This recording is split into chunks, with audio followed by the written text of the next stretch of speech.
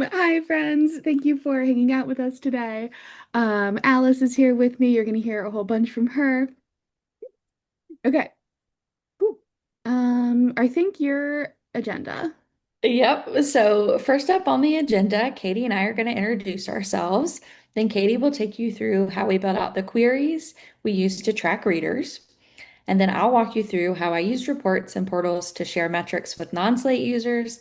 And finally, we'll discuss next steps and how you can make this more engaging with a leaderboard style portal for your end users. All right, introductions. So I'm Alice Byrd. I'm a CRM System Administrator with Brown University. I've been in Slate for 5 years. I've been at Brown for 4, and I currently support 3 Slate instances for our undergraduate, graduate, and our School of Professional Studies admissions. I don't know how you do it all.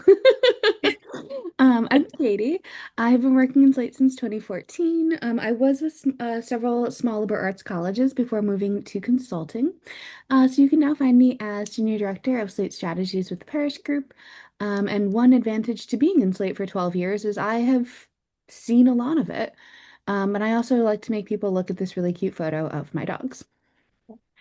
In case you are not familiar, ever so briefly, Parish Group is coming in on 40 years old as a marketing and consulting firm. Very proud of that. We are a one-stop shop for all of your enrollment needs. So we're going to be talking all Slate today, but if there's anything you need in higher education, the odds are that would like to help you out. And with that, let's jump into our topic today and chat about a whole bunch of very intense queries. So, first and foremost, a big thank you to our partner institution, the University of Colorado, Colorado Springs, because we are going to start with a requested query build from them to learn about how many applications each one of their evaluators, examiners, admissions counselors, whatever you'd like to call it, reviewed. Our bigger goal is to then have calculations go from there to look into how many they read on average per day and how many minutes it takes each reviewer to complete an application. With this goal, we're going to build a user-based query and we only need one filter. Yay. We will only be using 5 exports, so it doesn't sound terrible when we put it that way. But I am going to use the phrase independent subquery like a lot in the next 20 minutes. And I guess in a nutshell, sorry about that. So with that, this is the back end of the only filter that we are going to use. We're starting an independent subquery filter within our base of user. And the second base that we're selecting is form response. We're going to go from form response to forms and to form submitter. Our direct filter here is just selecting the undergrad review form. And on our next slide, we're going to look more at the user nested subquery filter.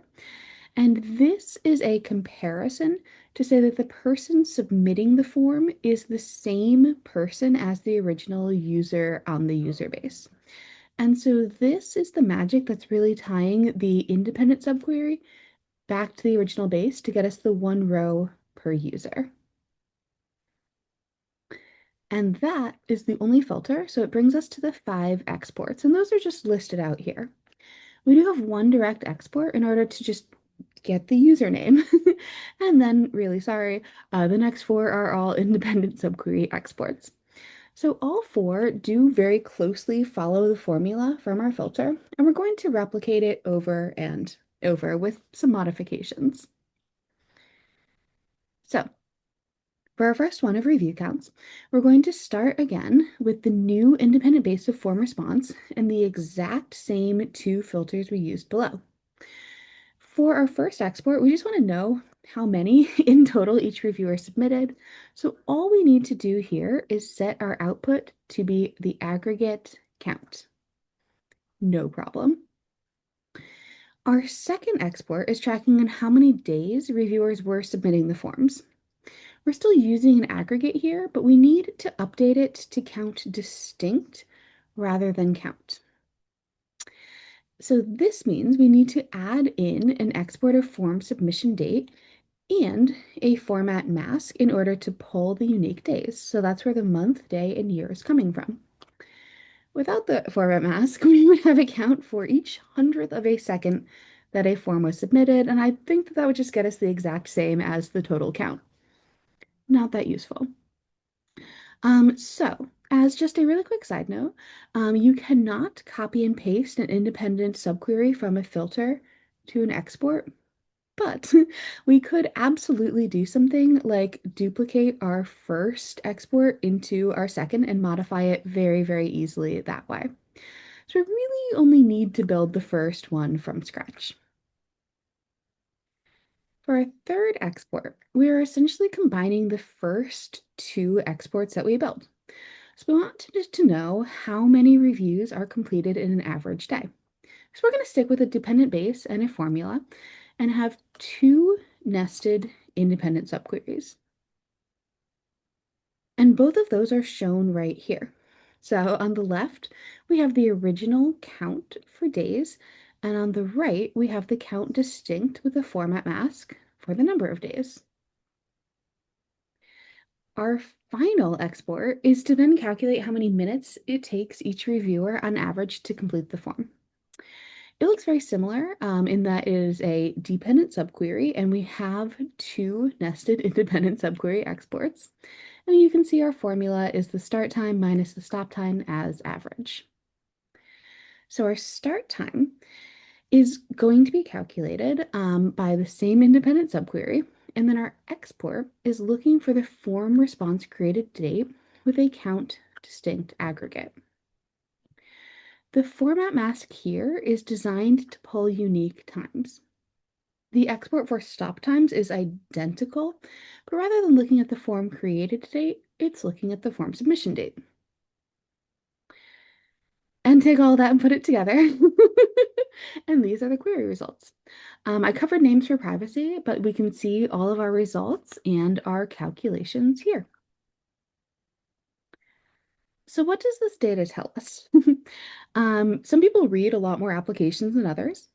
Something I really liked to see was on an average read day, people are reading around the same number, which I think says really nice things about the training and consistency. But some people read more slowly, and I think that there's interesting data there.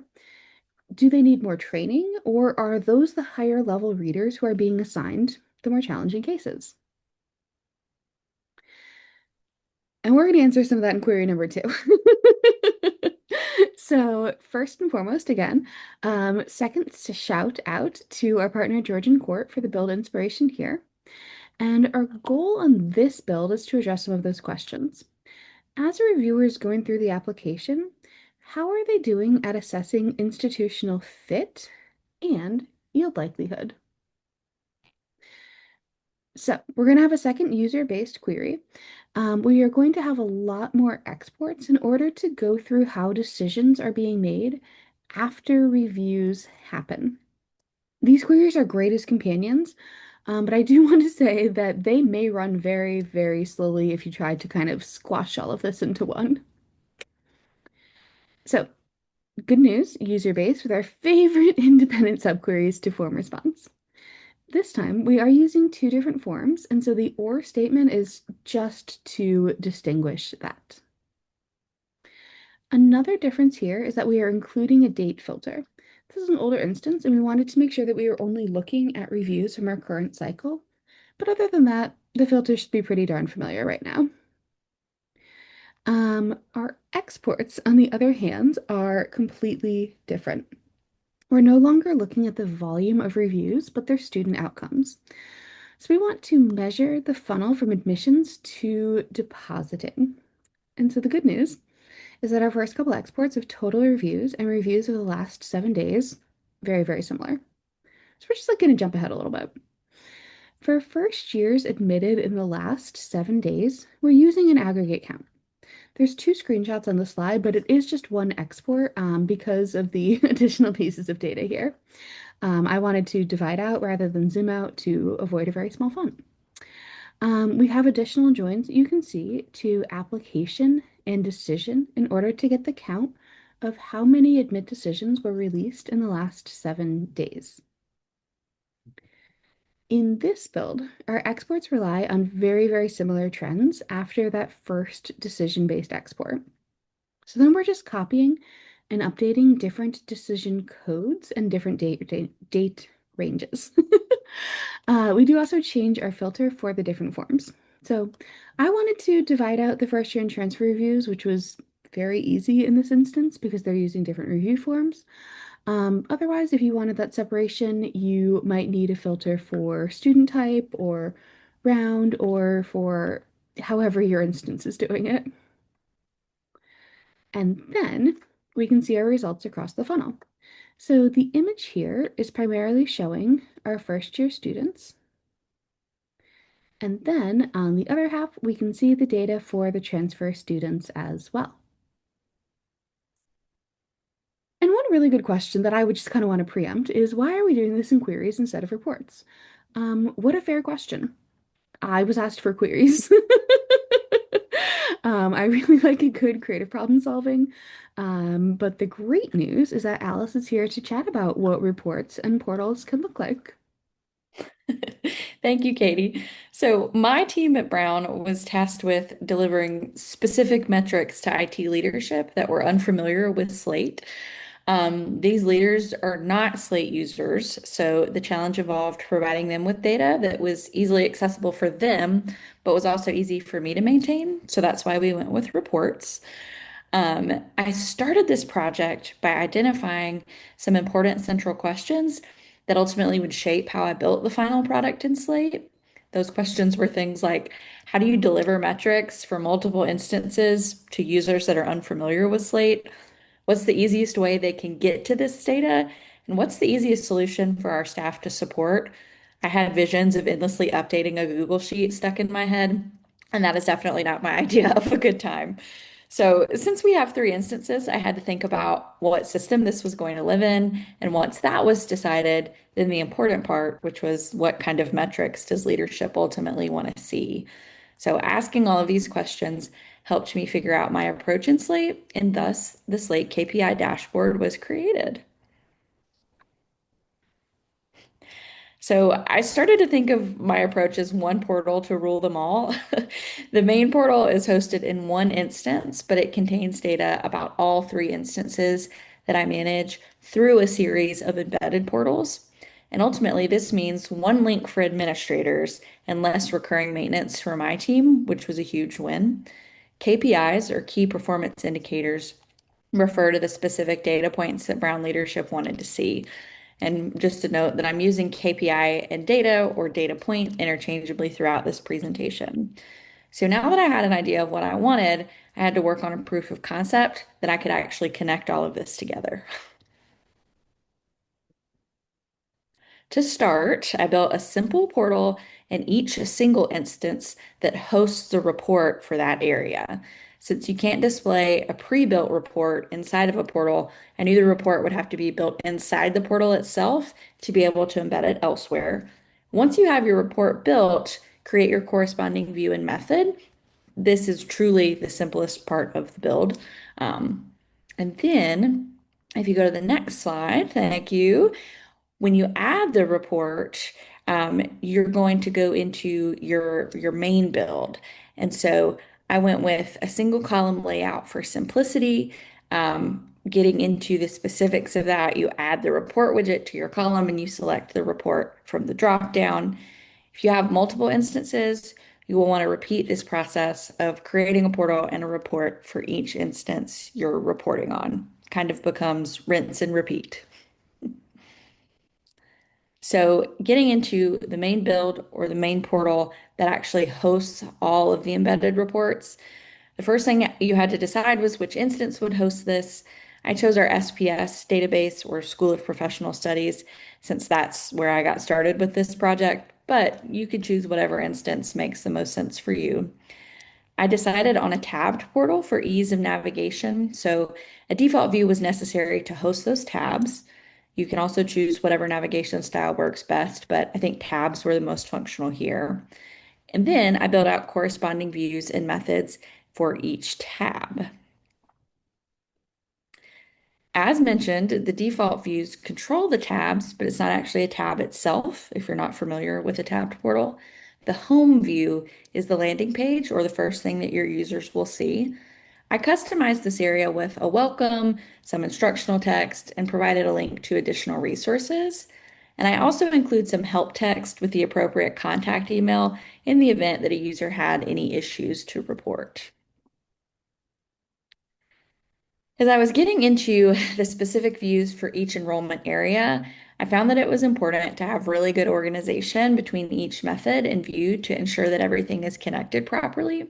You can choose whatever organization structure works best for you, but I felt that a very clearly named view, 2.sps, and a matching method works best for me. You can see that in the screenshot indicated by the red arrows. I felt like that was very clean and helped keep things organized between all of the data.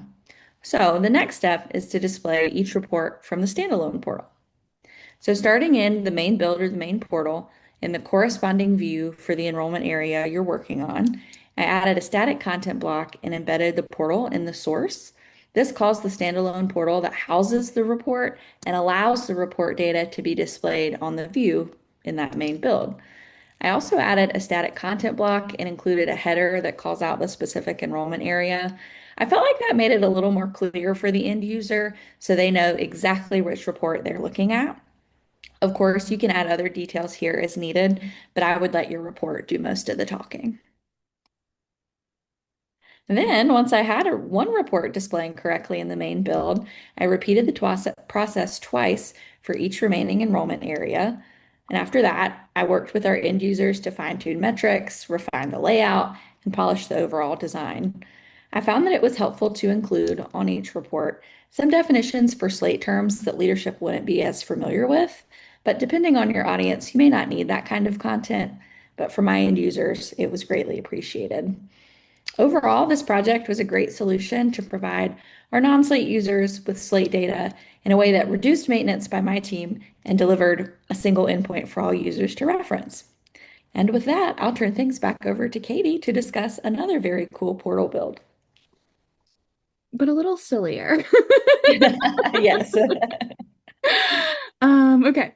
So I see Alice's beautiful, beautiful, serious portal across multiple instances. That's very fun. And I wanted to just get a little loosey-goosey with it. So I moved into a leaderboard portal that you could display to leadership or to the entire team to just kind of get competitive with it. So I really wanted to lean into the fun. I built a Slate chatbot, and it's also comic book designed. So shout out to Ben Parsons and his Get Inspired post there. I'm not going to be doing a full in-depth explanation of the portal and the JavaScript in it. In exchange, you may have it as a suitcase. So you are a user coming into this portal, and you meet your Slatebot little friend who immediately uses his words to attack you. Um, and there is some choose your own adventure here because I loved those books as a kid. And so you get to choose your response. Katie, you've logged into Slate 1,500 times. I'm like, oh no. So to me, the easy answer there was yikes. Um, and then he told me a horrifying count of how many minutes I have been in this one Slate instance. And so really just continuing the verbal attack there. They are considerate enough to ask if you would like to know more. And that actually seemed like more than enough data for me. They do respect that, but otherwise it'll just give you a day count. They do also then ask about a fun fact, which I personally would never ever turn down. And they give you a fun fact based on the number of minutes that you have been logged into Slate. So I could have, instead of being in the Parish Group Slate instance, hiked the Appalachian Trail end to end twice. And I don't know how much that's accounting for my walking speed. I think a little slower than average these days. But it still feels like a lot of hiking time. The back end of this is just a call and response based on user scoped merge fields. And I do want to highlight the fun facts for a second because these are just a content block. They are based on an inclusive range of integer values. I want to say that I made all of these up completely. They can really be anything at all. If you wanted to do more, like, please go for it. The fun facts are not made up. The integer values are just ranges that I thought were kind of broad and fun. So a couple other examples here. You can watch an entire season of Below Deck Met or go on a Mediterranean cruise, kind of dealer's choice there. But you could also, do the entire Everest base camp trek. And I am far past both of those in Slate, so we didn't get to see them on my portal. The query behind this portal is, for the third time today, the user base. And I did leave the Slate default SQL to identify current user here. That was just lazy of me. So the query is pulling in all of the data about the user who's currently looking at the portal. I do want to note that the minutes logged into Slate are an approximation. It's probably less because I don't click the logout button in the Parish Group instance. I just let the session expire. And so because of that, it's based on expiration time, but it's still a lot of minutes. Other tabs on the portal include our leadership board that we can see here. So we are looking at forms created, availability calls, and interactions logged. And each of these is a clickable pop-up to a different metric. So shout out to Marcus for winning availability calls at the time that I took this screenshot. And then the back end of the portal. So we have the views and the methods for each tab and each pop-up. Then we need a query for each currently logged in user. And then each leaderboard has an associated query. And with that, Alice, do you want to wrap us up with some resources? Yeah, I certainly can. So we've included some helpful links here for resources on independent subqueries, subquery filters and aggregates, as well as the Get Inspired comic book styling post from Ben Parsons, as well as a very handy dandy suitcase link from the Parish Group with the note that this will expire on August 1st of this year, but you can always contact the Parish Group for an updated version if you need that. So we hope that you take some of these back to your respective institutions and get inspired by what we've done and use that in, hopefully a cool and interesting way. I don't know if I went very cute on these, Alice. Ah, I like this. Thank you. So as the contact us, these go to our separate LinkedIns, and then of course our emails right there. And then I have just like a general RFI in case of any follow-up questions. This will work in perpetuity, and also is probably the best way to be like, I would like the suitcase, please. Yeah, excellent. Excellent. Good call. Thanks. Okay. And thank you, Alice, and thank you, people hanging out watching us be silly. And thank you, Katie.